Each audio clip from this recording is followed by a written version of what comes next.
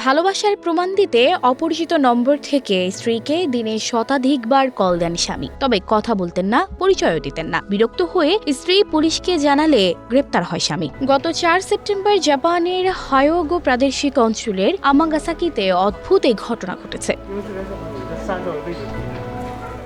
গত 10 জুলাই থেকে ওই নারী অদ্ভুত ফোন পেতে শুরু করেন, তবে অপর প্রান্তের ব্যক্তি কল করলে কখনো কথা বলেননি। ফোনটি বন্ধ করার আগ পর্যন্ত তিনি কল করেই যান। এভাবে কয়েক সপ্তাহ চললেও নম্বরটি ব্লক করেননি ওই নারী। তিনি লক্ষ্য করেন যে দিনের শতাধিকবার কল আসছে ওই নম্বর থেকে, তবে কখনো রাতে কল আসেনি, যখন তার স্বামী বাড়িতে থাকেন বা স্বামীর ফোন নিয়ে তিনি যখন ভিডিও গেম খেলেন। তাই ওই নারীর সন্দেহ হয় সম্ভবত ওই অজ্ঞাত ব্যক্তি হবেন তার স্বামী।